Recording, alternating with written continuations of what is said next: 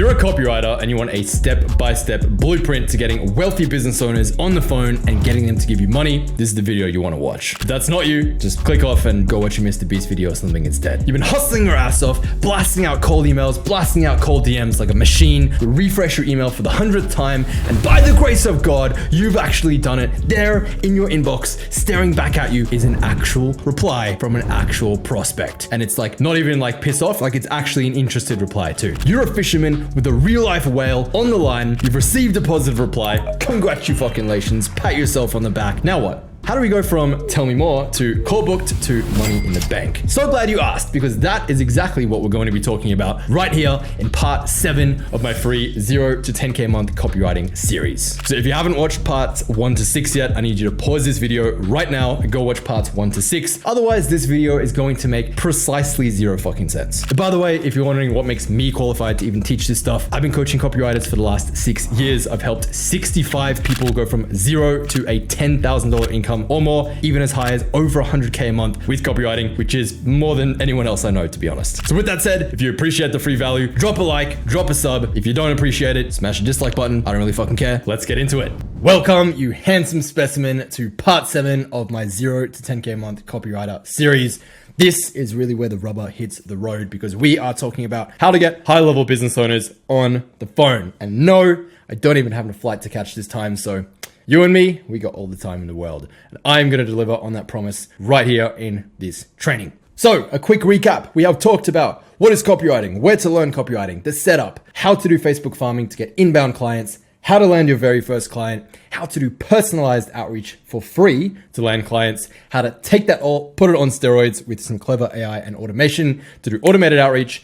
And here we are at module 7, booking calls. How do we take those replies that we're getting and turn them into actual calls in the calendar, money in the bank? That is the $1 million question. That is why we're all here. And that is the promise that I'm going to deliver on in this training.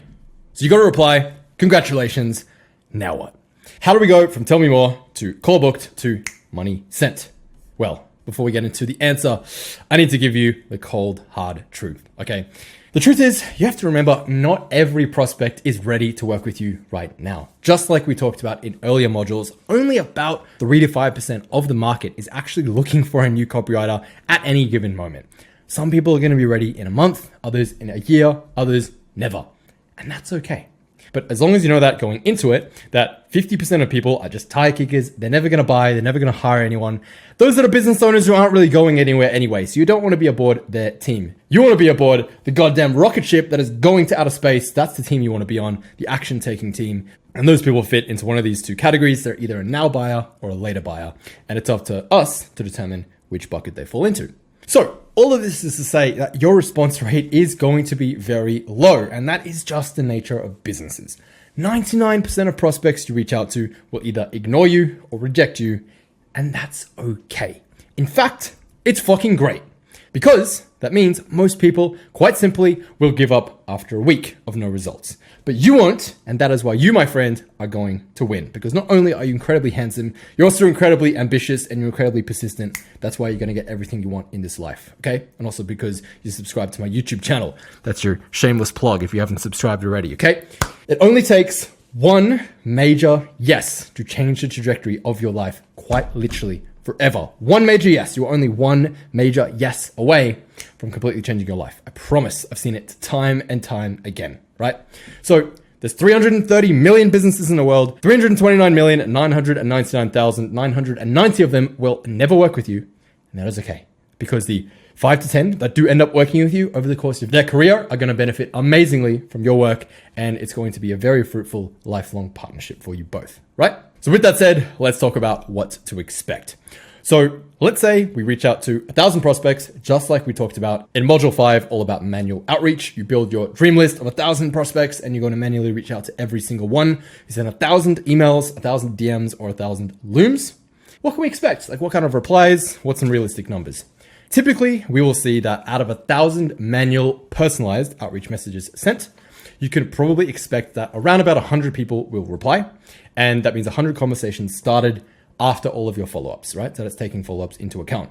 Then again, 1 in 10 of those people should be qualified and agree to actually get on a call. Typically, about 75% will actually show up, and then your close rate should be roughly about a third. So that means generally out of about 10 calls booked, you can expect to close 2 or 3 of them and turn them into paying clients. And again, these numbers are based on the heavy/manual outreach approach. So for the engineer approach, or the quote unquote AI outreach machine that we talked about in the last module, simply multiply the number in blue by 10. So you might need to send 10,000 emails instead of 1,000 to get the same results, but that's okay because those emails are fully automated and you're not sending them, the machine is sending them, right? And then likewise for the sniper or the wow package approach, where you send physical mail to the person's physical address, then you can divide that number by 10. Because it is such a hyper-personalized, very high-effort strategy, you probably only need to send 100 at the absolute most of those wow packages to land the same 3 clients, okay? In most times, it'll only be like 30, to be honest. So with that said, the big important question that I have for you is, if you had to message 1,000 prospects to secure yourself a $6,000 to $9,000 a month income for life without wasting $50K to $100K and 4 years of your life on a degree, would that be worth it? If the answer is no, stop watching this right now. Quite frankly, entrepreneurship is not for you. I'm just going to be brutally honest. All right. But if the answer is yes, then my friend, continue, because we're going to talk about how to do exactly that. First, but before we get into scripts and any of that good stuff, we need to address the elephant in the room. We need to talk about the number one mistake new freelancers make that keeps them poor. And I guarantee you've probably done this before. It's probably why you're struggling to get clients. And this mistake is crippling your growth. What is this mistake?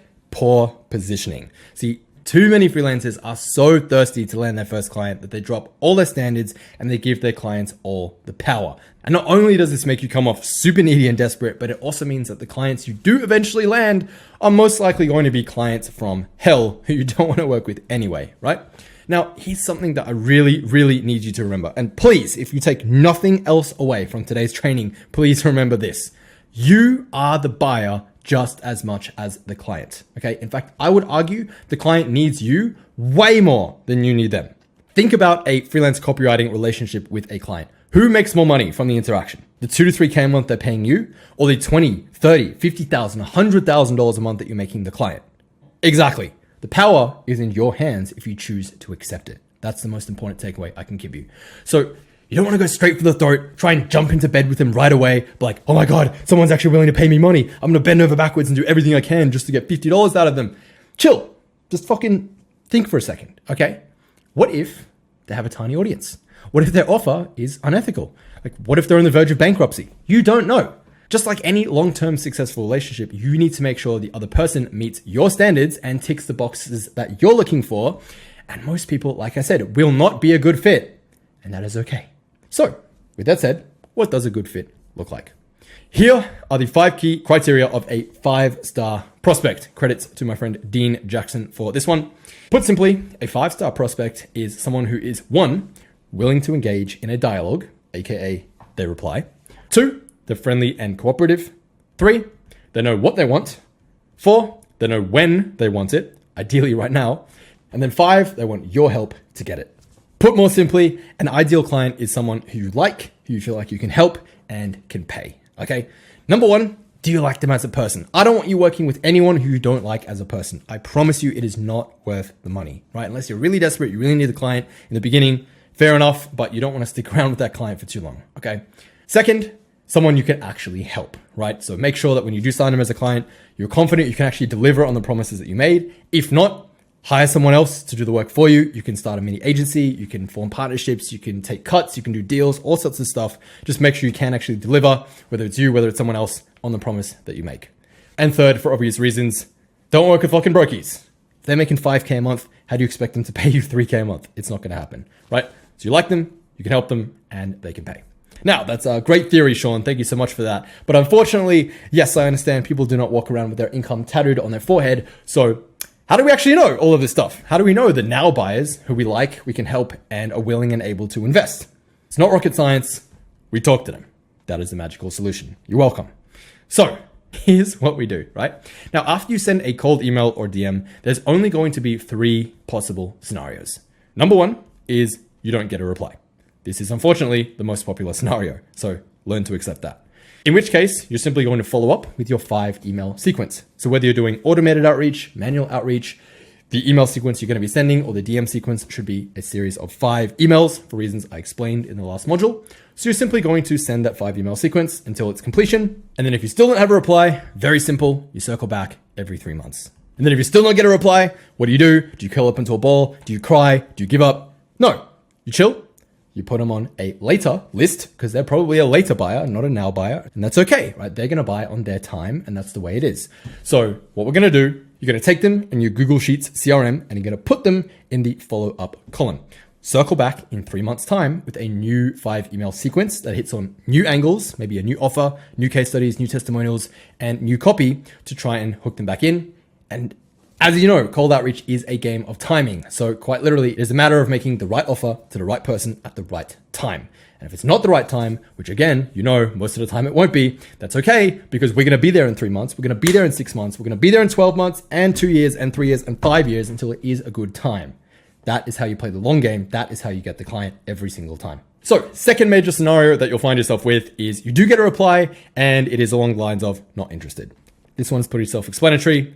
Take them off your list, right? If anyone says, piss off, fuck off, stop emailing me, not interested, anything like that, just take them off your list and move on with your day. I promise you are better off spending that time turning maybes into yeses rather than trying to turn no's into maybes. It's just an uphill battle. They don't want it. Fine, move on. There's 330 million businesses in the world and they all need a copywriter. There's no need to get stuck up over one of them, all right? Now, if it is just a timing objection, like, hey, now's not a good time, that sort of thing, totally fine. Again, circle back in 3 months with a new 5 email sequence, just like we talked about before. Now, the third possible scenario you might run into is a reply and holy days, they're actually interested. Amazing. This is the best case scenario. In which case, what are we going to do? We're going to send them a carrot loom and we're going to follow the chat pipeline sequence below. What the hell is a carrot loom? What am I talking about? Why is there a picture of Simon Cowell? It's all about to make sense, okay? Fear not. Patience. So, before I give you the scripts, the what to say, all that great stuff, you need to understand the 4 key pillars of auditioning prospects. And I've used that word very intentionally, auditioning, because I want you to think about this like an audition, right? So the first key principle here is Simon Cowell selling. And this again circles back to the idea of you are qualifying them to see if they're a fit to work with you. If you've ever watched The X Factor, American Idol, any of that stuff, you don't see Simon Cowell begging and pleading people to come work with him and turn them into superstars. No, that would be completely silly. It would completely ruin the power dynamic and it wouldn't make any sense, right? This is his game show. They're auditioning for him. They're the dancing monkey for Simon. Simon kicks back, arms folded, and lets them pitch themselves on why they should be able to work with Simon, right? Now, having said that, obviously, if you're a beginner and they're a super high level business owner, there does reach a point of total fucking delusion where you have literally no value to bring to the table and, you know, they really are the whale. So there's a balance there to be struck. I'm not saying go full big dick energy when you've like never even made $1 online before, but there is a balance to be struck and I don't want you falling into the trap of being too needy. So again, I want you to come from this mentality that you are the doctor, they are the patient. If you do have the skills, if you know what you're doing, especially if you've been through CMB, email domination, you've been mentored by some of the best copywriters in the game right now, you do have the skills to back your claims up. So remember, they're the ones with the bleeding neck problem. They're the ones that are not making as much money as they like. They're the ones who are stuck trying to grow their business. You are there to come riding in on your white horse and save the day. That is a dynamic that I want you to operate from, okay? So in every interaction that you have with prospects, you need to take the lead and you need to keep it, right? Now, how do you know who's taking the lead in the interaction? Very simple. Look at the person asking the questions. The person asking the questions is the person leading the conversation forward, and you want that person to be you, not the prospect. Cool. So as soon as you get into interview mode, you start justifying yourself, you start qualifying, they start asking you for samples and testimonials and why should you join my team? You need to work to flip that power dynamic to start qualifying them instead. And we're going to talk about exactly how to do that in just a second. Second key principle is barber, not bouncer. So when you are having your conversations with clients, you're going back and forth, you are qualifying them. The last thing that we want to happen is this turns into an interrogation where you're sitting there like a bouncer at the front of the club with your arms folded going, how big is your list? How much revenue do you make? What's your goal? Is this a priority for you? None of that, okay? Please remember, this is another human being on the other side of this interaction, okay? So use some social lubricant. Just talk to them like a normal fucking person, all right? So I want you to imagine you're more like a barber. They're getting their hair cut and you're having a chill, casual conversation. It should kind of feel like you're talking to a friend and you're leading the interaction, okay? Now, the best framework that I know of to do that, to be able to actually teach you how to have a conversation, because apparently that's not common knowledge, is this beautiful framework here called Feel, Show, and Ask. So the way this works is throughout the interaction, you're talking to the prospect, you ask them a question. Hey, so how big is your list? They go, it's 5,000 people. And you go, cool, makes sense. A lot of people I work with have similar sized lists. And honestly, you can do some real damage with a list of 5K people. I've seen clients making 30, even 50K a month from a list size of 5,000. So I think there's a lot of potential there. Do you know how much you're making from your list right now? Boom. Then you ask the question, they answer, and feel, show, ask. You repeat this loop again and again and again. That is how you move the conversation forward towards a call. Now, the key here, especially with this show part here, is you don't want to spill all the sauce. You don't want to solve their problem there and then on the spot. You don't want it to turn into a free coaching session. So the key here is to show no how, but show no actual how.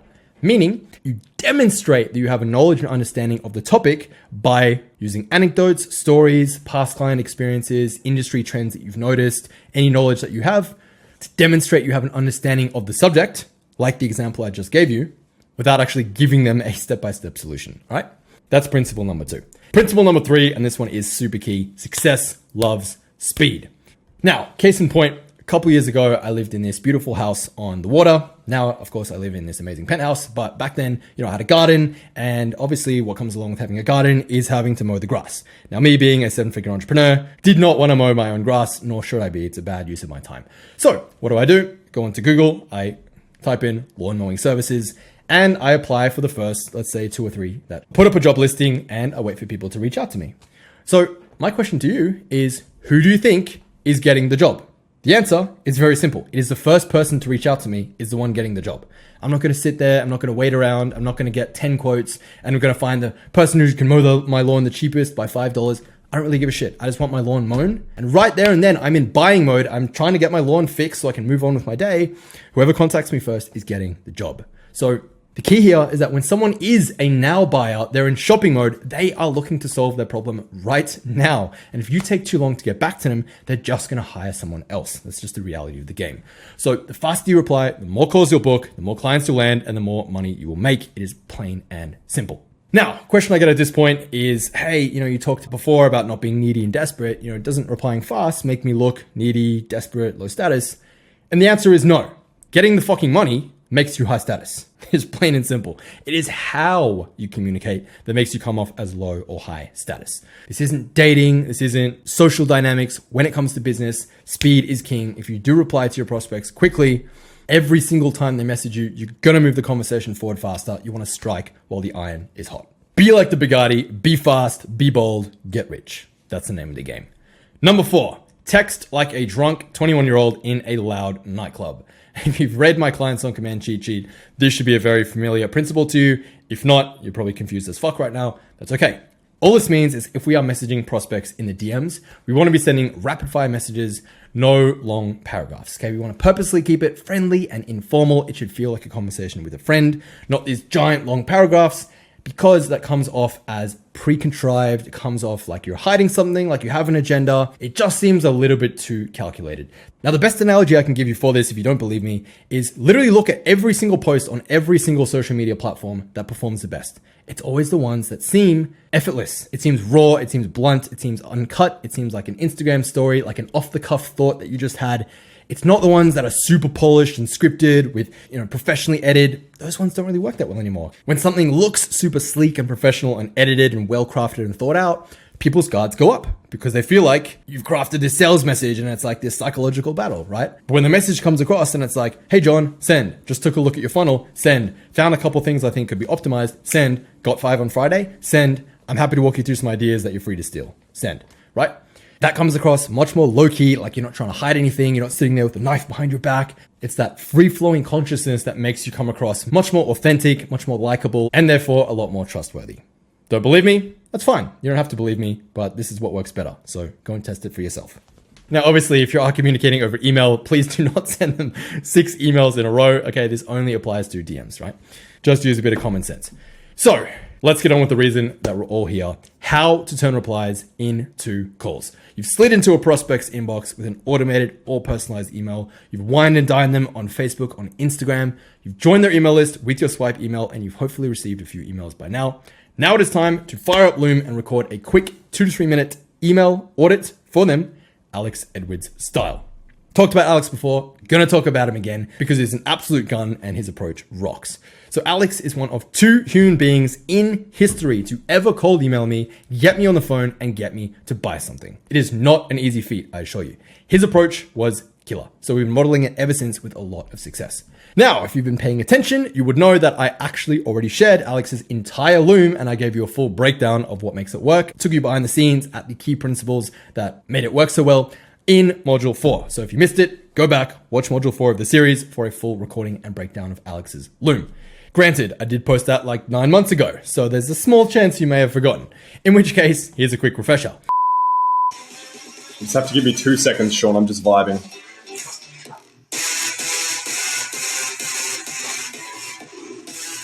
Woo! Alrighty, enough of that. Sean, my name's Alex. We've spoken very briefly online before, and I've just got your email up here, and I wanted to show you a quick way that I can help you to reduce your spam complaints and also profit from people who click unsubscribe. Now, I've got one of your emails up here, as I've said, and if we jump down to the unsubscribe section, first of all, this last sentence cracks me up, so well done. But let's click unsubscribe. Now, what it does is it takes us to the generic ActiveCampaign unsubscribe page. And what this page means for you is it means that people have the chance to report you as spam or abuse. Now, we obviously don't want that because that completely fucks your email deliverability. And the more people click that, the more likely you're going to end up in spam or get booted off your ESP completely, which we don't want.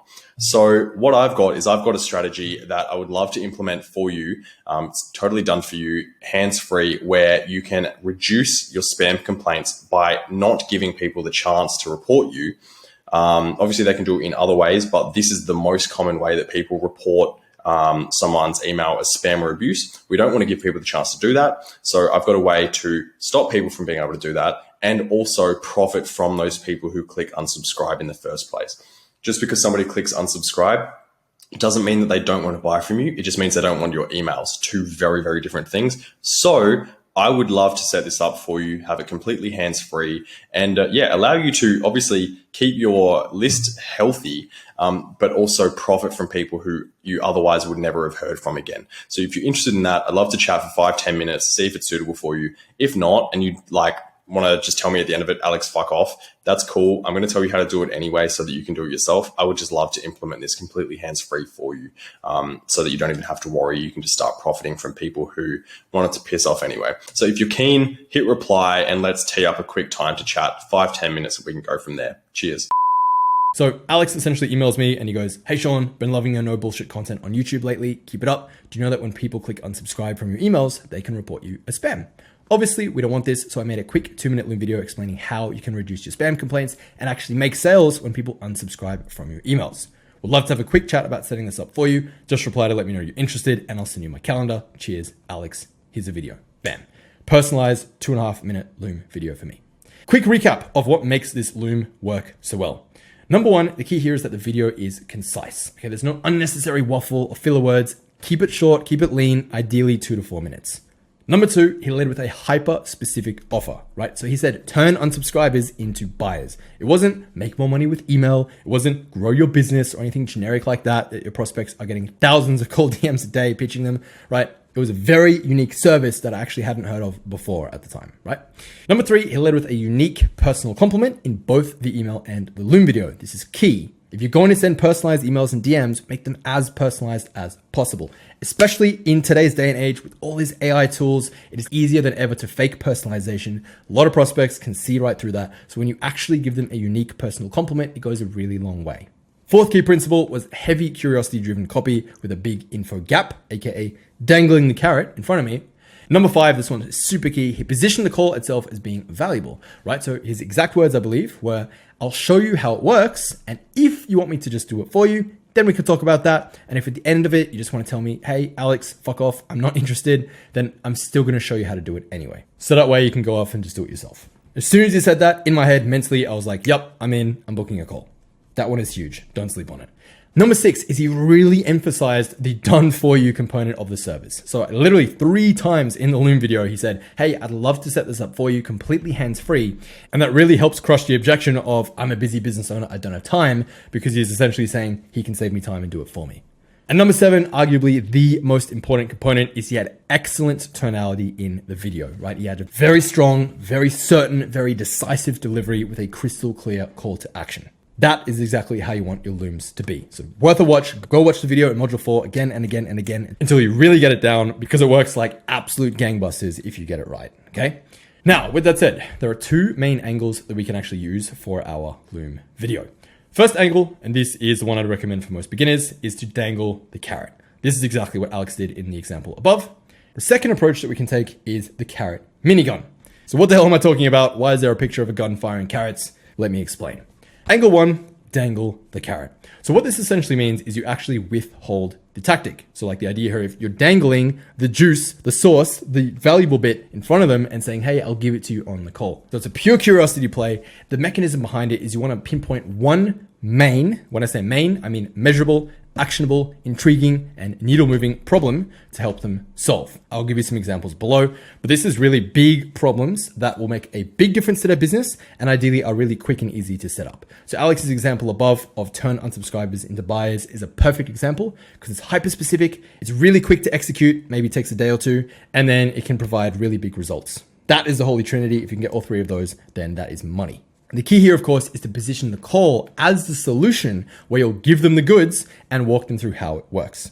So if that's the approach you want to take, don't fix what ain't broken, just model Alex's loom structure above to a T.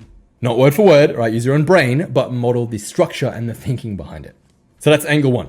Angle 2, the carrot minigun. This is the complete opposite end of the spectrum. So rather than dangling the carrot and saying, hey, I'm going to teach you this thing on the call, you completely drown them in tactics, you overload them with information, and you just give them a ton of nuggets. So rather than being a curiosity play, this is a pure authority and reciprocity play. So you're just giving them a ton of value for free, essentially.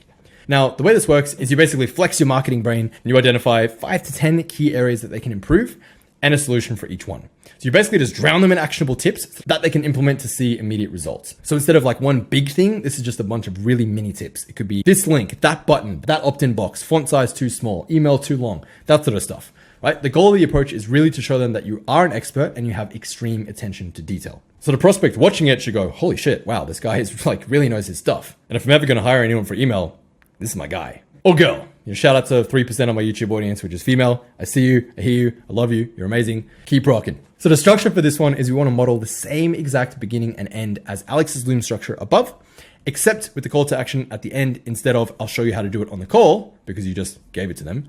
You basically say, hey, this is just the tip of the iceberg. I have a ton more ideas for you. If you have 10 minutes free later this week, I'm happy to walk you through the rest of my ideas. 100% yours to steal, take them, grow your business. And then again, if you want my help implementing them, we can talk about that, but no pressure either way. I'm still going to give you the strategies so you can go off and do it yourself. Right, so that's the idea. Those are the 2 approaches you can take. Please do not try and combine them. Do not try and get clever with it. Don't try and do some awkward Frankenstein hybrid of both. You either completely withhold the value and dangle it in front of them like a carrot, or you completely over-deliver and give them everything in the loom, right? Nothing in between. There is a beautiful AI generated picture of a minigun shooting carrots. You're welcome. You have no idea how long it took me to get DALL-E to make that. Anyways, examples of main angles to use for your loom for the dangle the carrot approach, right? So the key here again is these are like really big, impactful things. So you're not saying, hey man, your font size is too small, and if you have 10 minutes free on Thursday, I'm going to show you how to make your font size bigger. It's like, no dude, I'm just going to increase my font size, right? So this has to be stuff that is like new to them that they don't know how to do. So some examples here would be if their emails are landing in the promo or the spam folders, if they have any deliverability problems, like their SPF, DKIM, or DMARC records have failed. You could literally do Alex's exact offer. So go check their unsubscribe link, see if it takes them to the generic page. And then you could go in with Alex's angle and offer them to help set that up, where you change the link in the ESP so that you direct unsubscribers to a sales page and you can profit from those unsubscribers. 100% legal, and there's no reason why every business shouldn't have that set up. It's literally just free money. You change one link in the settings, it is super easy to set up. Another one, browser abandonment automation that reminds people to buy or to book a call. You could address any major problems or missed opportunities with their landing page, their sales page, their checkout page, their funnels, their ads. If they don't have any post opt-in welcome sequence after you sign up to their list, that's a pretty major thing. You can say like, hey, I'm going to give you a proven welcome sequence you can use for all new subscribers who join your list for free on the call. You dangle that carrot. Another example is maybe they don't have any fake opt-in protection on their landing page. So for example, you can see here, this is one of my landing pages. So let's say, for example, I just clicked on a random Facebook ad. I want to get this cheat sheet to help me get clients. So I type in my name and I just give some bogus random gibberish email just so I can get the free thing and then try and enter in some random number. It's going to say, not so fast, email address is not valid, okay? Because I have fake opt-in protection set up. Now, the problem with this is if people do not have this set up, and if anyone can come along and enter in any old random crap into the opt-in box, well, there's three very big problems with that. The first major problem is, number one, the opportunity cost of not getting a real lead. Obviously, if someone enters in fake information, it means that you can never contact them again because they didn't give you a real email. So you can never make a sale from that person. They may as well not have opted in. The second key problem is it's going to completely throw off your ad tracking if you're running any sort of Facebook ads, YouTube ads. Facebook's going to go, hey, you got a lead. It doesn't know what's real. It doesn't know what's fake. It just knows that someone landed on your thank you page. Therefore, you got a lead. Therefore, this ad's performing amazing. You're getting $5 leads. And guess what? Half of them are fake. So your lead cost is actually $10. And then Facebook's going to go, this ad's performing amazing. You should scale it up. And what do? You scale up a losing ad thinking it's a winning ad. That is how to go bankrupt really quickly. And the third key reason this is a major problem, if you've been watching our YouTube videos, you should know this, is it will completely fuck your email deliverability if you're opting in all these random fake emails. They're going to bounce. And worst of all, if they are spam traps, for example, lol@gmail.com is a verified spam trap, which I've talked about this in previous videos. Go watch this video here, which explains how to get out of spam. So that email right there, lol@gmail.com, is registered in Gmail's databases as being a spam trap. It is a fake email that Gmail purposely puts out there into the marketplace so that anyone who's scraping giant email lists from the black market or buying them for cheap online or whatever and doesn't have people opting in and is just spamming random emails, well, Gmail's going to catch them if they email any spam traps, and it's going to penalize them heavily by really hurting their domain reputation and causing them to go to promotions or potentially even spam.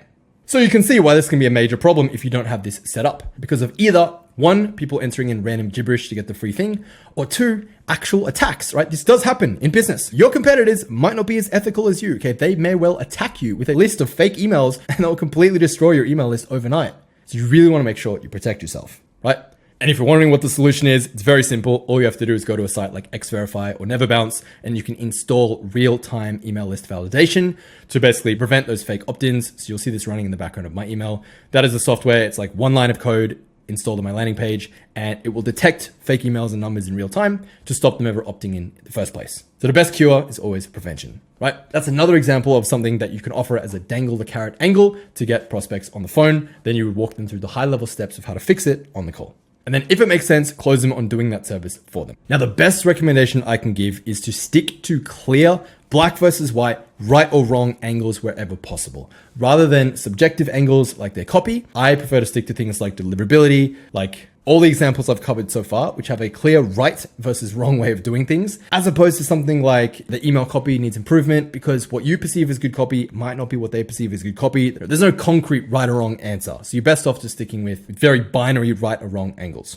Now, with that said, if you do want to follow the carrot minigun approach, if you're a little bit more advanced and you want to shower them in value on the call, then here are a bunch of mini tips that you can essentially talk about if you want to go with the carrot minigun approach. So this is basically a giant list of the most common mistakes that I see people making in the email marketing world. It is essentially a crash course on email marketing in 5 minutes. You're welcome. Here we go.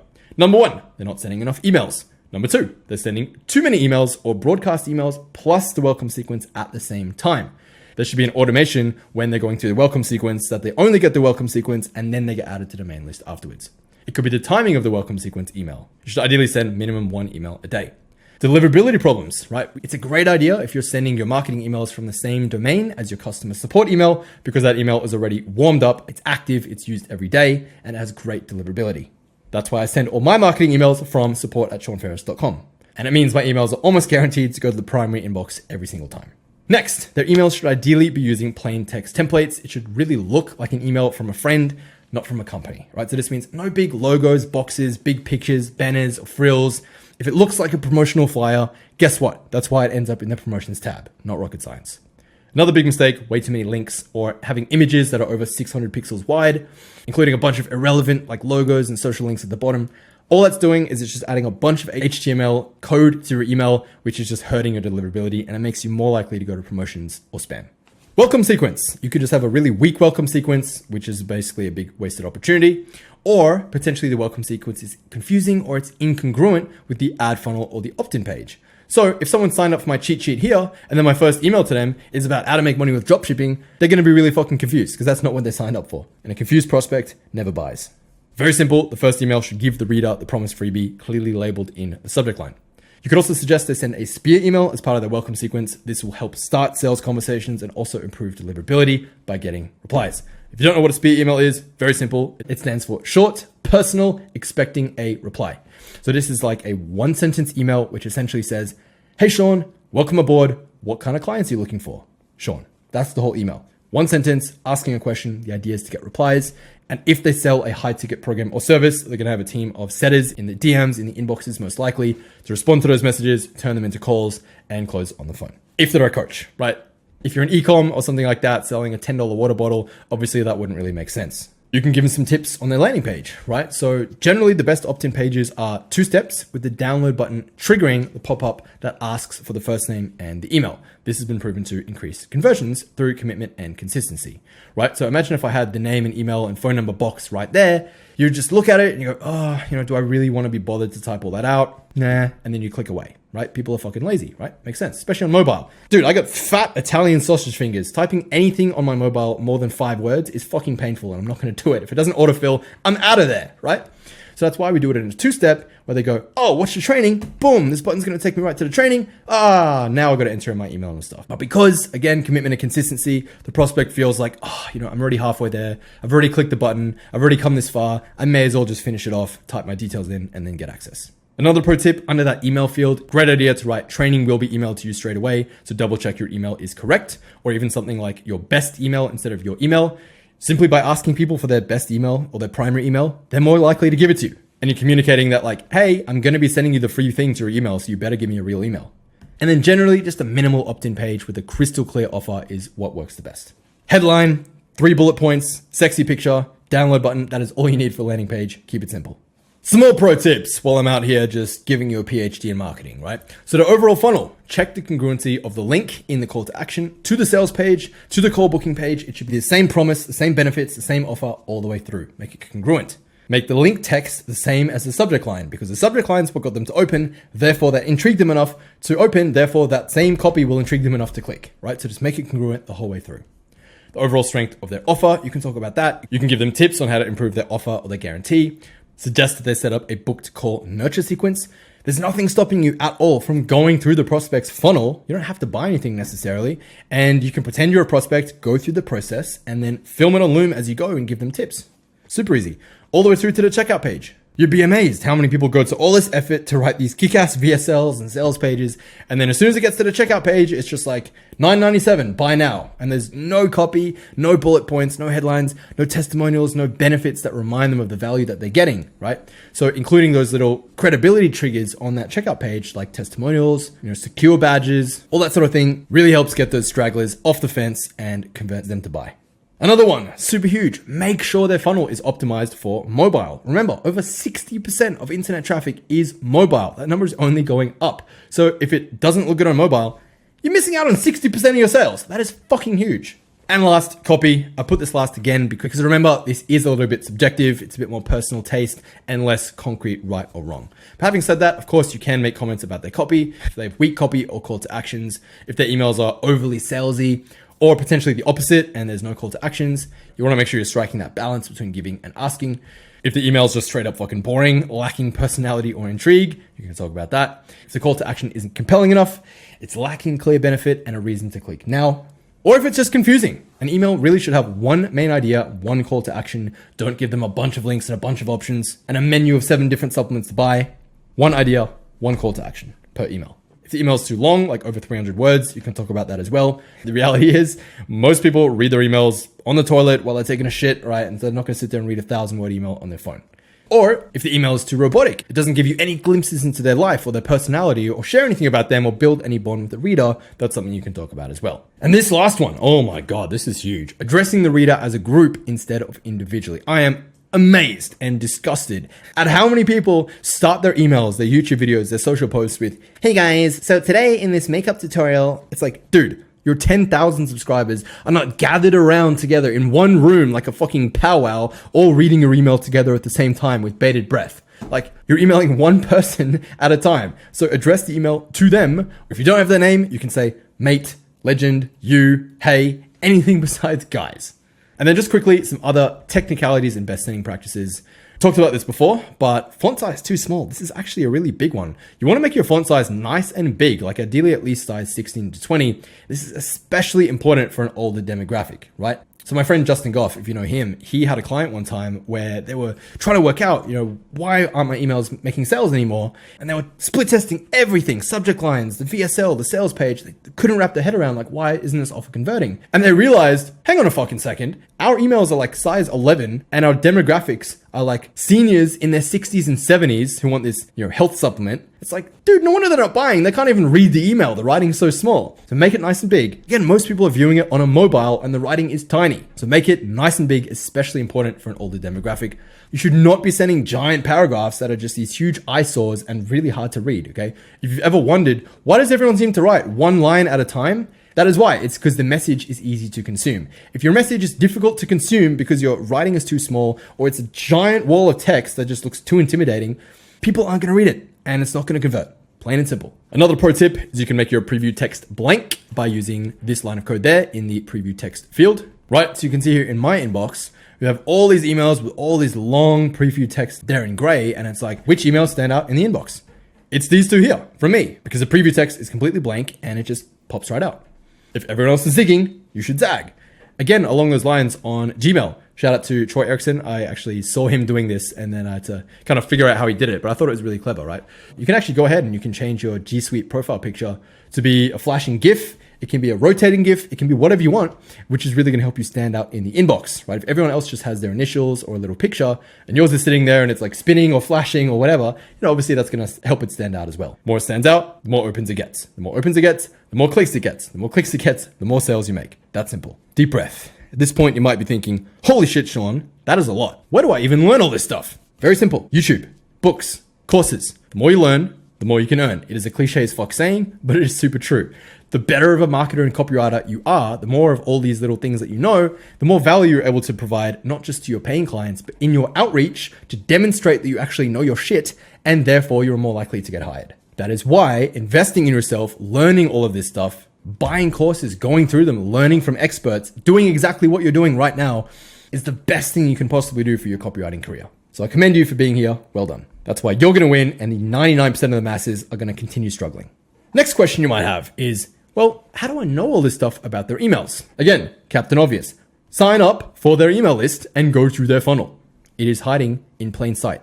All of this is out there for free to be opted into, to be studied, to be modeled. No one is hiding their marketing. No one's hiding their ads. No one's hiding their website. No one's hiding their list. They want as many people as possible to go to their website, to subscribe. It's all out there in plain sight. Just go through it. Sign up for their list. Wait a few days until you have enough emails to use as ammunition. And that is how you can then fire up Loom and then just run them through a bunch of these tips. Or if you notice one main problem, then you can pick one of these angles in red and do the dangle the carrot approach. Now, I understand the last 10 minutes might have felt a little bit like drinking from a fire hose. So if you feel overwhelmed, my best recommendation to you, keep things simple. Just use the dangle the carrot approach. Pick one main angle to use for every single prospect. So just pick one from this list here in red, rinse and repeat over and over and over again with every single prospect. So Alex, when he sent me that video, do you think I was the only one he contacted? Probably not. He probably smashes out 10 of those plus a day. And they do very well for him. How do I know that? Because he runs a fucking big marketing agency. That's how I know. So this means you only have one script to memorize, one approach. You just rip it again and again and again. It becomes super easy. Trust me. I know it's intimidating. I know it's awkward. I know you're like, Sean, I'm a copywriter. I'm a massive introvert. I've never talked to anyone before. I've never left my basement. I don't know how to talk on video. Trust me. I get it. I'm the introvertedest introvert that ever introverted. It is a muscle that can be built. I have learnt how to be an extrovert. It is a skill. If you knew me in high school, I was a completely different person. So yes, the first 5-10 of these videos you make are gonna suck. They're gonna be so bad. There's gonna be so many filler words in there. You're gonna forget what to say. You're gonna wonder why you're even doing this. You're gonna go, this fucking sucks. Sean's an idiot. I'm never gonna make this happen. You're gonna have all these negative thoughts, limiting beliefs. Push through it. I assure you, you do it 10 times, you're gonna get it down. Then you'll be able to riff it off over and over again, no problems, just like Alex, just like me with the example before. And then pro tip, I would also pick one of them to use as a backup, just in case they don't have that problem, right? So if you chose the get out of promo tab angle, well, not everyone's gonna be in promo tab. So in case they're not, then pick another angle to use. Now, another pro tip that will make a huge difference to your reply rates is instead of doing what most people do, which is simply copying the link to the Loom video, there's a cheeky little trick where you can actually embed the Loom video directly into the email, and it'll show a looping GIF thumbnail of the video with your talking head, their website in the background, and it gets a massive amount of clicks. So the way you do that, super simple. Just imagine this right here is my Loom video that I just filmed for a prospect, for argument's sake. Rather than just going copy link and then whacking that into the email, what you want to do instead, go over here, go share, go embed, and then copy GIF thumbnail. That will mean when you go to type your email out, you paste the link in there, boom, now you can see right there, there is a preview of the actual Loom. Now, if you have their website, their Instagram, whatever in the background of the video in that first frame, and they can see your talking head, this gets so many clicks, right? Because again, curiosity, people are naturally very curious creatures. We want to know, what are people saying about us? What's this guy saying about my website, right? It's just human nature. Not even millionaires, billionaires are immune to that. That's one little trick which Alex used, which this guy here, Juan, used as well, and works wonders. So if you send the Loom video and they book a call, congratulations, job done, pass go, collect your $200, and you may proceed to module 8. Unfortunately, as good as your Loom video may be, most people are still not going to book a call after you send them the video. So what do we do if they don't book in a call? Do we curl up into a ball? Do we call our mum and cry? Do we give up? No, we follow up as always. What we're gonna do, if you get any positive reply from any prospect ever, you follow up again and again and again until they literally either block you or agree to a call. Now again, this doesn't mean be needy, be desperate. Hey name, still there? Still with me? Question mark, name, right? There's a right way and a wrong way to follow up. There's a needy, desperate way, and there's a way which actually maintains your high status and it actually works to get people on the phone. You want to be doing the second one. So the way that you do that is you want to keep sending them ideas, angles, value, lead magnets, suggestions, samples, another Loom video every 3 business days forever until they reply, okay? Until they agree to get on a call. I call this the infinite follow-up loop. And I'll give you 2 amazing examples of this. I actually have a couple friends. They're a DJ duo. They managed to play at the world's #1 nightclub, Echo Stage. This thing is fucking enormous. It is like 8,000 person club and only has like the biggest DJs in the world. Tiesto, Calvin Harris, David Guetta, kind of caliber DJs playing at this place. And they literally managed to cold email their way into it and get booked to play. It took them 20 plus follow-ups over the course of 18 months before they got booked. And they followed up again and again and again. Hey, we just had this track come out. Hey, we just played here. Hey, we'll be in Washington on this day. Do those dates work? Again and again. If you follow up, if you are persistent and you do it in the right way, it will work for you. So what I want to do is I want to show you a real world example of someone who's actually done this successfully to get me on a call and to sign me as a client. Before I mentioned there's only 2 humans in history who've managed to do this. Alex was the first person, Juan was the second person, and I actually want to show you the entire conversation from beginning to end as to how this guy actually managed to close me through emails, because I think there's some really valuable lessons here. So firstly, I just want you to pay attention to the date up here, okay? 19th of April, 2023. This is when our interaction began. This is the first email that I ever got from him. Took basically the same approach as Alex with the Loom video. The only difference was he actually did the carrot minigun approach, and this was like a 7 to 9 minute video with just a whole bunch of different tips for me, for my YouTube channel, you know, my thumbnails, my SEO, my descriptions, my videos, my editing, the whole thing. Laced with a bunch of proof of people that he's done this for as well. You know, so me as a prospect, right? I see this email and I'm like, well, firstly, I can see that he's on my YouTube channel. So this is clearly a personal video just for me. And I can see the guy talking and I'm like, I wonder what this guy has to say about my YouTube channel, right? You know, he says he's done this for 15 other entrepreneurs as well. Guarantee this will be very valuable for you. So I was like, all right, I want to grow my YouTube channel. Fuck it. Let me check it out.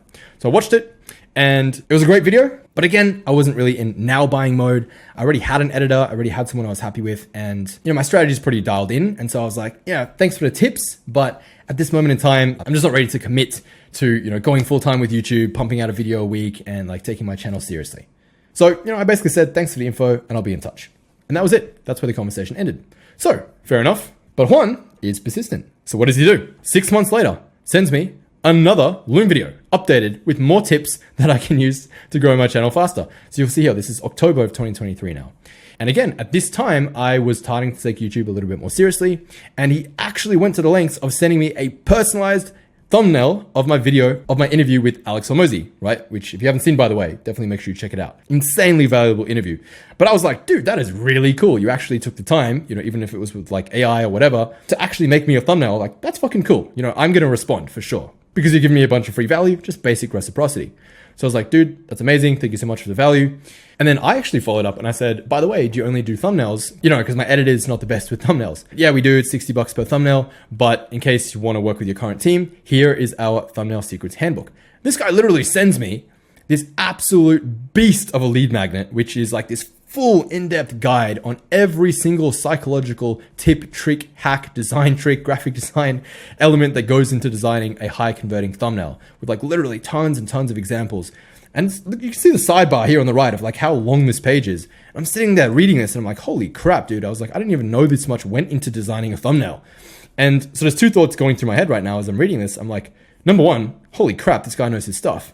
And number two, if I'm going to hire anyone to do my YouTube and to do my thumbnails, it's going to be this guy. Like, look at the attention to detail here. Like, look at the depths that they go to for these thumbnails, right? And then, of course, it turns into a bit of a sales page towards the end, bunch of case studies, and then down the bottom, there's a link to book a call. So yours does not have to be this long by any means whatsoever. You can have a very simple, like one-page Google Doc as your lead magnet. But the more free value you send in your cold emails through these lead magnets, tip, tricks, strategies, looms, custom samples, all that sort of stuff, I promise you, it will absolutely pay off. So I still didn't reply because I check my emails like once a month. So he responded and he was like, hey man, hope you found the PDF valuable. By the way, here's another free PDF full of these pulling phrases you can use to hook people in, get more watch time on your YouTube videos with these sexy hooks. More value. Follows up again. Hey, hope everything's well. Just wanted to ask, have you had time to check my emails above? Very basic follow-up, just a little bump.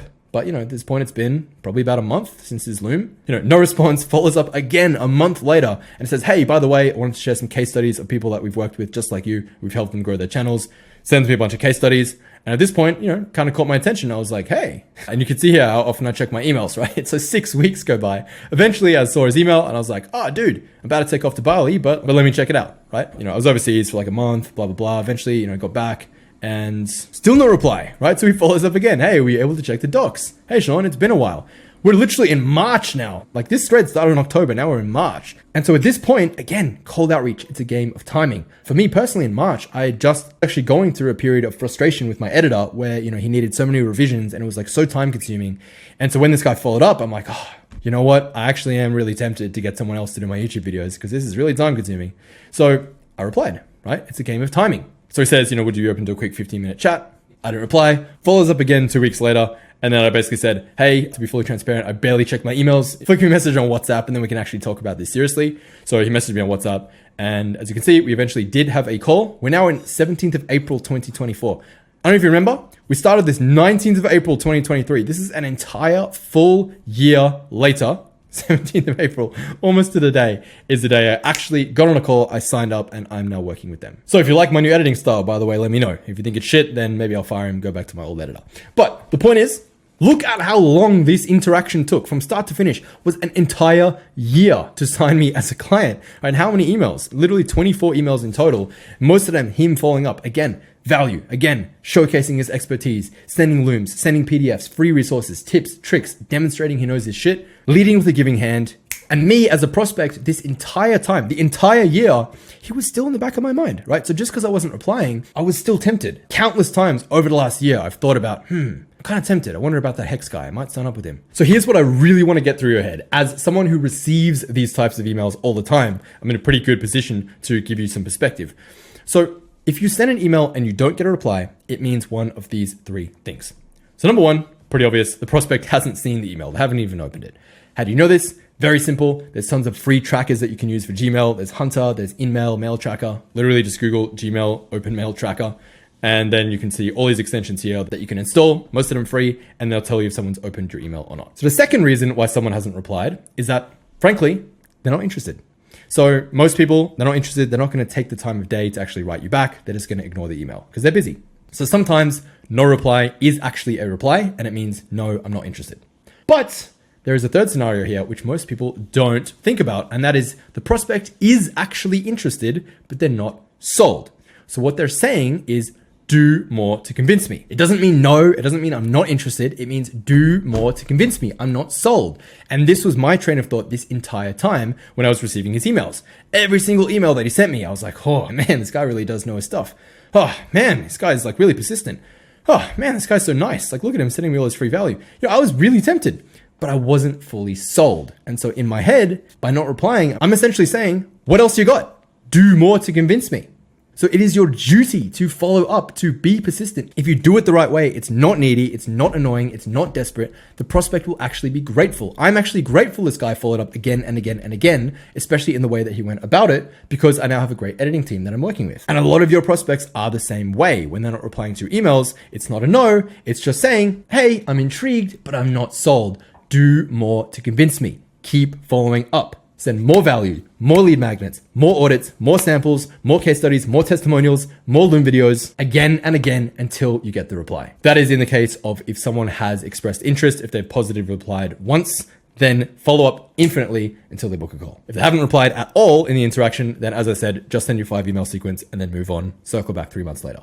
Now, with all that said, let's say you film your Loom video, you send it over, they view it, maybe they reply, maybe they don't. Now, if they don't take the bait and book the call, don't freak out. It's okay. We're going to keep chatting with them. We're going to qualify them in the DMs or over email. This is how.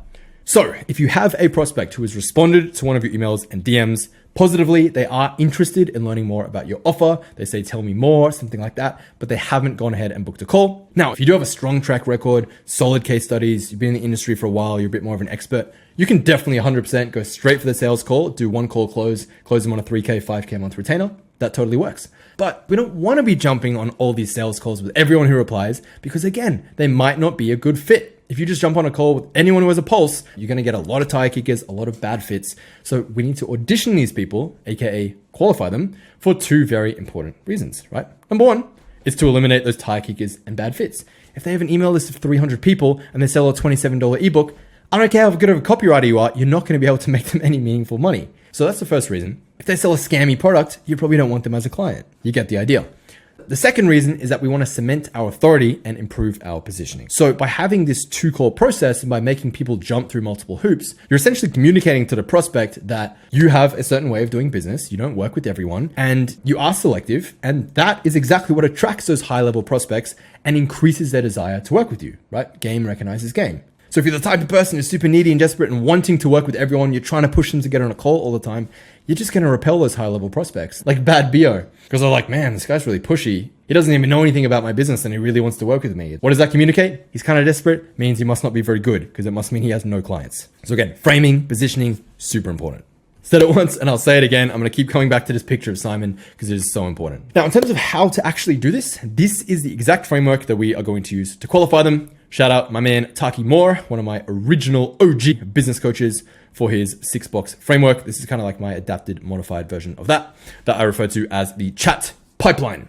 Very simple list of questions that we're going to take people through. Remember at the beginning, we talked about feel, show, ask. These are those questions that we're going to be asking them to qualify them to see if they actually are a good fit to work with us.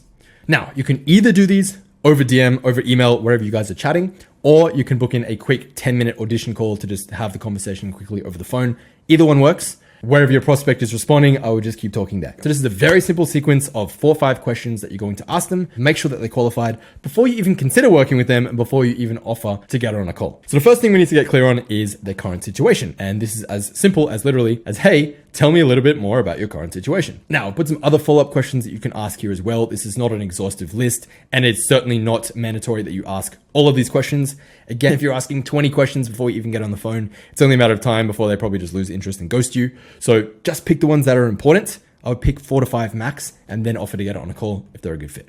So how big is your list? What's the price point of your main offer? What percentage of your sales are coming from email right now? What are your open rates and click-through rates right now? What's your AOV, LTV on X product or program? So one of those you would ask, and then they reply, and then again, feel, show, ask. Gotcha. Makes sense. Been seeing that a lot lately. And then ask the next question. So the next bit here is we want to stretch the gap. All that means is we want to get clear on their goals and basically create this gap between where they are now and where they're looking to go. So it's like, how much money are you making from email right now? 10K a month. Gotcha. Thanks for sharing. To be honest, from the outside looking in, I feel like you could be making way more. Curious, where would you like your revenue to be? What are you shooting for? What would be an ideal outcome for you? Feel, show, ask. On to number 3. Got it. Makes sense. Based on my experience with other coaches in the industry, I think that's totally achievable. So what do you think is missing? What do you think you need most right now? What do you think is stopping you from hitting this 50K a month goal that you said you had? Feel, show, ask, right? See how this works. And the last question, super important. Again, we only want to work with now buyers. No point getting on a call. If they're not looking to solve their problem, we need to make sure this is actually an urgent problem for them. So we're going to say, hey, just to be clear, would you say that handling this now or fixing this now is a priority for you or more of a later thing? Another way of phrasing it, you could just say, on a scale of 1 to 10, how important is it that you fix this right now? Anything like that, we're just trying to get clear on, is this a priority for them? Yes or no? At that point, if you've ever used or seen any dating apps before, you know how this works. We're getting to swipe left or right. If they're not a good fit, that's okay. If they're listed too small, if their offer sucks, if they can't get client results, if they're not even collecting emails, if they don't even have an email list, if their entire business is making like 8K a month, whatever reason you want to disqualify them for, you say, hey, totally fine. Just end the conversation politely and refer them to someone else. You just say, hey, thanks for sharing all that. Unfortunately, based on what you told me, I don't feel like I'm the right person to help you with this. Happy to refer you to someone who might be able to help you, but there's really not much I can do with your insert reason for disqualifying them. And again, remember, if they are a good fit, we're going to move the conversation forward towards a call in the way that I'll show you in a second. Now, again, remember, this is just a framework, okay? This is not a rigid script, so feel free to ask any other relevant questions about their list, their funnel, their marketing strategy. And if you want some examples of this feel, show, ask in action, here you go. So the feel part of this is quite literally as simple as nice, gotcha, makes sense, I see you, I feel you, I hear you, thanks for sharing, thanks, that's really helpful. You're basically just acknowledging that they responded. That is all you do. Next is show. And again, we want to show know-how as in knowledge without revealing the actual knowledge, okay? Show know-how, but show know-how. So some great phrases to use for their responses. That's a problem I see a lot. Been seeing that a lot lately. Usually when clients come to me, they have the same problems. That's a very common problem most niche business owners have. One of my clients just had this issue when we started working together. Or funny, I was actually just helping someone with this exact same thing yesterday. Or, most people think it's about X, but it's actually Y. So a couple concrete examples for you. Maybe you went with the promo tab angle. You reached out and you said, hey dude, I'm not sure if you know this, but your recent emails have actually been going to my promotions tab. Probably something you want to look into fixing because you're probably getting half of the opens, clicks, and sales you should be getting. They reply, they say whatever, and then you go, yeah, I hear you. Most people think avoiding the promo tab is about not using salesy trigger words, but it's actually got way more to do with your domain reputation and your list hygiene. Do you have an unsubscribe automation in place to remove inactive subscribers? So you see here, you're demonstrating your knowledge of the subject, but you're not giving them actionable, usable information that they can go off and do it yourself, because then that would mean they no longer need your help. And congratulations, you've played yourself. So we want to avoid that. Another example, maybe you're offering Facebook ads. So a great way to demonstrate your knowledge would be something like, yeah, Facebook ad tracking is really tough ever since the iOS 15 update. Running retargeting ads with a pixel audience is super hit and miss. But if you set up custom conversions in a certain way, you'll find that you can actually scale your ads on a much smaller budget. I have a few clients who are crushing it with this new model. What's your monthly ad spend like right now? Blah, blah, blah. That is how you drive the conversation forward in a way where you're demonstrating your knowledge and your expertise, building reciprocity, building authority, building that desire for them to actually want to work with you. They respond, blah, blah, blah. Gotcha, feel, and where are you looking to scale it to, etc. Right? So you don't have to do the whole show paragraph thing every single time. Just be a human about it and take the conversation forward. The main thing is that it shouldn't feel like an interrogation. So at this point, you might be wondering, that's all well and good, but what am I actually qualifying them for? So aside from the criteria we talked about at the beginning, where it's someone who you can help them and they can pay, the 3 main most important criteria for me when it comes to their email list specifically are the following 3. So number 1, they have a decent size list, ideally 5,000 active subscribers or more. Number 2 is that they either have a high ticket offer, like 3K plus, or a recurring subscription offer. And then number 3, non-negotiable, they sell shit that actually works. If someone sells some scammy rubbish with terrible reviews, none of the clients get results, I'm not interested in being a part of that business. I want nothing to do with it. So these are not hard and fast rules. That is my criteria. But again, take this with a grain of salt and you want to zoom out and look at everything from a 10,000 foot view. Because maybe they only have a tiny list size of 500 people, but perfect example, I have a friend of a friend who sells super yachts. So he has a list full of super yacht owners and he sells like $90 million yachts and he gets like a $2 million commission for every yacht that he sells. He doesn't need a lot of people on the list to make a lot of money. Okay. So you got to look at this with perspective. And likewise, maybe they only sell a low ticket training or an ebook or a PDF or like $100 headphones or something like that. Likewise, if they have a massive audience, 100,000 people on their list, then of course you can still make tons of money with that. So they either need to have a big audience or sell something super expensive, then you can make it work. And if they have both, even better. That is what we call a whale client, and you guys can make a shitload of money together. So if they're not a good fit, swipe left, like we talked about. If it is a good fit but not a good time, again, just set a date to circle back and set a reminder in your calendar to follow up. So you're gonna say in the DMs, in the emails, hey, totally understand you're in the middle of a book launch right now. Why don't we pick this conversation back up in a couple months once the dust is settled? Put a reminder in your calendar, stay in touch, email them every couple of weeks just to keep that relationship alive. Send them additional value, tips, articles, whatever, but make sure you set a reminder, come back, follow up on that date.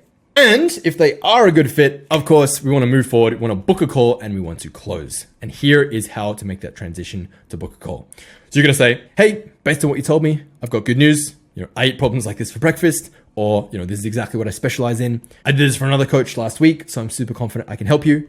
If you didn't do that, obviously take that part out and just say, I'm super confident I can help you, right? Never lie. Would you be open to hopping on a quick 30-minute call sometime this week so I can walk you through a plan to hit goal? They will most likely say yes. Then you say, cool. I'm flat out with client work today, but here's my calendar link so you can go ahead and book a day or time that suits you. In fact, even better than this, rather than sending you a calendar link, I would just suggest a couple times there and then in the chat. I've got tomorrow at 9 a.m. EEST, or I have Friday 4 p.m. EST available. Do either of those work for you? Offer them a couple different options, lock the time in there and then.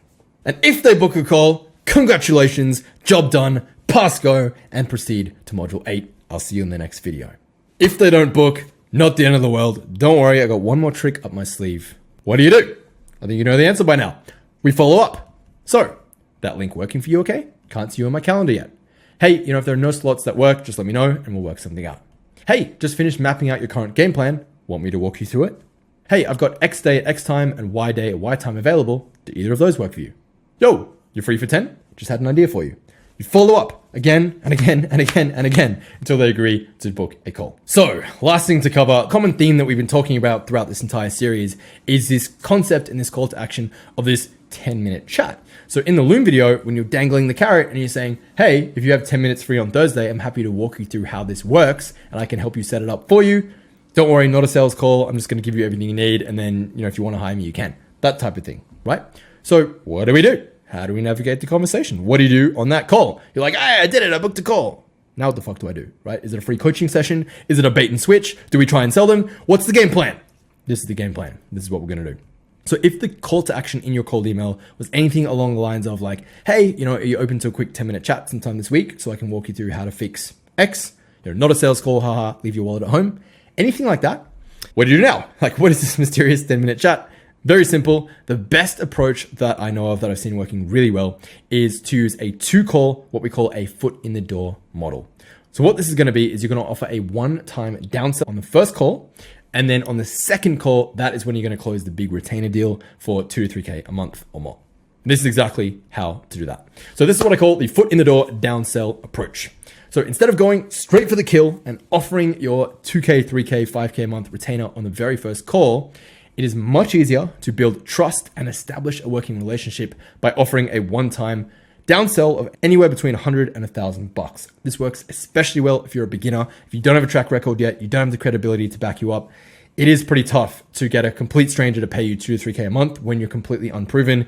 You have no proof to back up your results. So this is a really great way to get your first paying client, just to pay you something, even if it's small. And I'll show you how to turn that into a big retainer in just a second. So the analogy here is I want you to imagine your 2 to 3K a month offer is kind of like a burger meal. So what we're going to do is we're going to take out one specific piece of the burger meal and offer that by itself. So here in this example, we can see burger, fries, and chips. So I want you to imagine that your email marketing service consists of 3 components. We have the burger, which is your daily broadcast emails. That's kind of like the meat of what you're offering. We have the chips, which might be your email automations. That's like the second key pillar. And then we have the third key pillar, which is going to be your deliverability. And that is the soda, that is the drink. That is what we're going to use to wash it all down and ensure smooth delivery. It's a weird analogy, but it's the only one I've got, so deal with it. So the idea here is rather than offering the full complete package, we're going to remove one item and just offer that, okay? That's the definition of a downsell. Except here is instead of offering the burger, which is like the daily email, we're going to offer an even smaller downsell, right? So I'm talking about literally like one tiny little nugget out of your entire service, out of your entire package, and just sell that one thing. So the ending of the Alex Edwards story before that I didn't share was after we did get on the phone, we connected, he essentially offered, go build the funnel, do the link and all that stuff for me. And I was actually really surprised how cheap it was. It was only $500. Okay, I was kind of expecting to pay a lot more. So it's like, do you think that's the only thing Alex knows how to do? Of course not. Alex is probably a really good email marketer and knows all spectrums of emails, and he could help me with my entire email marketing strategy, but his foot in the door approach was just offer this one hyper-specific service. And what Alex would have done, and what I assume he does in most cases, is after he fixes that, then he would upsell me onto a 2 to 3K a month retainer to do all my emails. Now, because I already have my emails handled, but that's a perfect example of one little nugget out of an entire service. So here's how we do this. We're nearly there. We're nearly at the end of the training. You can go watch your Mr. Beast video after this or whatever you want. Let's just focus here. 5-10 more minutes and then we'll be out of here. Okay. I'm trying to make you fucking rich. Okay. Pay attention. So first thing is make a new Calendly link. So duplicate the main link and just remove the are you ready to move forward and invest on the call type questions, because obviously the pre-framing here is that like, this is not a sales call, leave your wallet at home, right? So we want to make sure that message is congruent. So this is going to be a booking link for all of these triage/downsell calls. When you get on the call, right? Imagine you're Alex, you emailed me, I agree, I get on the phone. What do? Here's the framework for the call. Now, this is going to be assuming that you followed the dangle the carrot approach. So you've identified someone is in spam or promo, or they don't have fake opt-in protection or whatever, any of those services in red that I showed you above. And you've gone, hey, I'm going to show you how to fix this on the call. If you want my help implementing it, we can talk about that. If not, totally fine. I'm still going to show you either way. This is that call. So this is how we handle it. Step 1, super simple, as with all calls. 30 to 60 seconds, build some rapport. The most important bit here is that you take control of the call by leading the interaction. Just ask a couple questions. So it's like, hey man, how you doing? Good, awesome. You can see me okay? Yeah, can you hear me okay? Yep, perfect. You're based in Ohio, right? Yes. How's it over there? I've always wanted to visit. Kidding, no one wants to fucking visit Ohio. No offense if you're from Ohio. You just say anything related to where they're from, or like I bet it's super hot over there, or I've always wanted to go. My sister's from there. I went there 2 years ago, it was amazing. Or that's on my bucket list, I really want to go there. Literally doesn't matter, just say any 10-second anecdote to what they've said, and then tick the box, move on. The important part here is that we grab control of the call, we ask questions, we are now leading the interaction. So 30 seconds of chit chat and then straight into the agenda. So what you say, word for word, write this down. Like I said, this isn't some high ticket, high pressure sales call. There's only 2 things that I want to do here today in the next 10 to 15 minutes. Number 1 is I want to show you how to fix X, obviously being the angle that you use to get them on the phone. Now, if at the call you do want to hire me to fix it for you, we can talk about that. And if not, that's totally fine. I'm still going to show you what you need to do to fix it, so you can go off and you can do it yourself, or you can give the plan to someone on your team. That cool? Yes. Awesome. Second thing I want to do here today is to learn a little bit more about your business and your email strategy to see if there's any hidden sales vampires, that might be stopping you from fixing this spam problem, so that once we fix it, it stays fixed. And if I can see any obvious bottlenecks or opportunities to get some quick wins, then I'll let you know. And we can book another call sometime later in the week to run you through the game plan to address those and help you get to goal. Sound good? Yes. Amazing. Perfect. And by the way, if I feel like I'm not the right person to help you, then I'll let you know and I'll see if I can maybe refer you to someone else who might be a better fit for you. Cool? Yes. Perfect.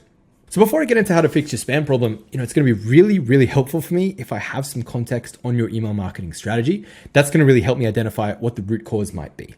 Otherwise, I'm kind of flying blind. So I just have a quick checklist of questions regarding your email setup that I just want to run you through to make sure that there's no glaringly obvious red flags that is going to stop my anti-spam solution from working. So I'm just going to go rapid fire. Cool? Cool. Perfect. So just quickly, you said your list was around 5,000 people. Is that right? Bam. And then this section here, literally keep it 5 minutes tops, is just a chat pipeline framework from above. So remember these questions, the Feel Show Ask framework, the 4 questions, the situation. You're basically just going to run them through these questions, anything that you think is important and relevant, stretch the gap. What do you think is missing? Is this a priority for you? Get clear on all that stuff first. There also might be some things which actually are relevant pieces of information for you to actually determine the cause of the spam problem. So if it's a technical thing like spam or promo, you do actually need the answers to those questions to be able to work out the root cause. So there's a legitimate reason for asking these, not just to qualify them. So you run them through the questions and you go, cool. And you go, awesome. Is there anything else you think that would be helpful for me to know? You didn't buy the list from the black market or anything like that. I'm not the fucking Gmail police. I really don't give a shit. I just need you to be honest. And so I can actually know what we're dealing with here and what the root problem might be. So crack a joke about it. And then step 4, we're going to give them the plan to fix the main problem. So obviously the hook that you use to get them on the phone, you dangled the carrot, you said, hey, I'm going to show you how to fix this. Obviously we have to follow through on our promise and we have to show them how to fix it. So we're going to say, perfect. Thanks for sharing. That's really helpful. Now, based on your answers with regards to the spam problem, here's what I believe to be the cause and how I would personally go about fixing it. Then you're going to pull up Zoom, share your screen, walk them through a Google Docs or slides. You would be smart to prepare this in advance so you can pull it up straight away and just have some bullet points. And you're just going to basically walk them through at a high level, the steps that they would need to take to fix the problem. That is a key distinction. The last thing we want is that this turns into a free 45-minute coaching session where you're sitting there telling them, hey, so click this button, then go to this website, then download this, and then set up this automation and typing it out with them. And then they go, thanks for that so much. And they get off the call and they don't need you anymore. You played yourself. We don't want that. So what we want to do is effectively give them the steps at a high level that they would need to take to fix it. So it would be step 1, we're going to diagnose the root cause of the problem. There's one of 4 problems. Either it's your domain reputation, your IP reputation, the content of your emails, or you're on a blacklist. We're going to determine the root cause. Step 2, depending on what that root cause is, you then need to fix that deliverability issue. Step 3, we want to make sure we install an automation in place to remove inactive subscribers to protect our email deliverability. Step 4, we're going to set up fake opt-in protection on your landing page to make sure that we're only getting real email addresses on your list to prevent this spam problem from occurring in the future once we fix it. So that's an example of how you would give them like 4 or 5 steps that they would need to do to fix it. But you can see how they got off the call. They don't actually know tangibly what to do to fix it because you've purposely kept it at a high level. Now, of course, don't make it feel like a blatant switch. You can still give them tons of free value, tons of free information, but it shouldn't be so in-depth that they can do it on their own. Your main goal is to really just demonstrate that you really know your shit. If you do this right, they should have 2 thoughts afterwards. Number 1, wow, this guy really knows his stuff. Number 2, wow, this sounds really hard and complicated, and I don't think I have time to do this, and I would probably just prefer them to do it for me. That's what we're going for. Which leads me perfectly into step 5, offer the life ring. So you say, so does that all make sense? Yes. If not, answer any questions I have. And then we're going to go into the pitch. So really, the way that I see it at this point, we have 2 options. So either you can take this game plan, you can give it to your team, you can go off, you can do it yourself, and that's totally fine. Like I said, I didn't intend for this to be a sales call. My goal for this call was just to provide you with a bunch of value to open the door for potential future business. That's just how I like to do business, with a value first approach. Now, having said that, one warning though, if that is the route you want to go down, is that there are really 2 huge risks with this. So number 1, if a single step on this list isn't perfectly executed, it won't work. So just be aware of that. The second thing is, honestly, dude, I can tell you from experience that what happens 90% of the time on these calls, you're going to get off the call, you're going to have 100 fires to put out, you're going to have 16 emails, you're going to have a refund request, a crying baby, a barking dog, it's your wife's anniversary, you forgot about it, your head's going to be in 100 different places, and you're going to completely forget about this call. Weeks are going to go by, you're still going to have the exact same spam problem in 3 weeks, 3 months, 3 years, causing your emails to only be making a tiny fraction of the sales they should be, and really crippling your growth. You're already busy enough. The last thing that I want to do is add more work to your plate. And besides, you're a CEO. You shouldn't be messing around with all this technical email stuff. You have a company to build, you have a team to lead. So, that's why most successful business owners like you tend to go for option 2, which is just to have me do it all for you. So that way, it'll be done within a couple of days without you having to lift a finger or push a button. Now, of course, I am a little biased, but it is totally up to you where you'd like to go from here. So, is this something that you'd like some help with? If you do this right, more than 50% of the time, they're going to say, yeah, you know what? You're right. How much is it? How does it work? And you go, perfect. So the way it works, for me to fix your spam problem, which will mean, recap the benefits, which will mean no more spending all this time or paying a copywriter to write all these emails, which just land in people's spam folders and never even get opened. It's like, what's the point? Instead, your emails go straight to primary, they're read, they're opened, they're clicked, and you have a consistent, predictable, cash-producing machine that makes you anything from 20K to 50K every single month. So the way it works, it's a super simple 3-step process. First, I'll X, then I'll Y, then I'll Z to check it's all set up correctly. It'll usually take me around 2 to 3 days. And for all of that, I usually charge $1,000, which most clients are honestly more than happy with because they make their money back within like 3 emails. But because I do like to lead with a value first approach and open the door for potential future business, if you're happy to give me a quick testimonial after I help you get out of spam, then I'm actually happy to do it for a one-time fee of just $500. So, if that sounds fair, let me know and I can get started fixing your spam problem right after today's call. And because again, 500 is such a low number to a business owner, really anything that's below $1,000 for most of us is just an impulse purchase. So they were probably expecting it to be a lot more, and they'll probably be really surprised by how cheap it was. And so you should have a really high close rate with these calls. Hence the whole idea of getting your foot in the door, right? So most of them will say, hey, you know what? Fuck it. I'm in. Let's do it. In which case, these are the magic words. You write this down.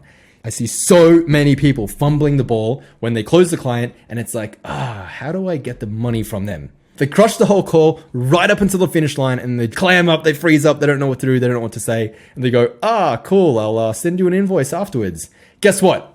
Ghosted. Then you're back to chasing. And that is the worst position to be in. You'll be beating yourself up for days. I don't want that to happen to you. Here's what you do instead. Memorize these words, burn them on the inside of your brain. Perfect. Let me get you entered the system. That's what you say. And you collect the money there and then on the call. Pull up Stripe or whatever you want to use to process payments, ideally preloaded with their details, assumptive close, share your screen and just fill in the details with them. If they're not comfortable sharing all of their details and you typing them in, you can simply send them the link to register right there and then on the call. But the point is that you do it there and then on the call, not afterwards, right there. Okay. Do it while you have their attention. And if they object to that, you can simply revert back to this argument and you can say, hey, we know how this works. We get off the call and immediately you have to put out 100 fires. You completely forget about it, in which case we're back to square one. I want to be respectful of both of our time. I don't want to have to chase you up and I want you to get results. So let's just get this handled right now. And then literally you can have this problem fixed in the next 2 days. Also, while you're there, if you do need any sort of login info or any other information to fulfill the service, like ActiveCampaign logins, ClickFunnels logins, make sure you collect that info there and then on the call as well, because you don't want to be chasing them up for a whole week just so you can start. Step 7, this cannot be overlooked. This is arguably the most important part of the entire call. It is this phrase I learned from Sharon Srivatsa, who's a super genius real estate billionaire, overall powerhouse entrepreneur, and just a really nice guy. He has an incredible saying, bam fam, book a meeting from a meeting. So what this means is always lock in the next call while you're on the current call. Okay. Otherwise, you know how this goes. Life gets in the way and you're back in chasing mode. We don't want that to happen. So here's what you say. You go, cool. So you take the payment. Amazing. That went through. Perfect. So, welcome aboard. It should all be set up and running in about 2 to 3 days. And then the last and most important step is to schedule our game plan call for early next week so I can walk you through what I did and most importantly, what you need to be careful of moving forward so you don't reverse all the progress that we're about to make and you end up with a spam problem again in 3 weeks and you're calling me up trying to fix it. You're paying me $500 every single month to fix the same problem again and again, right?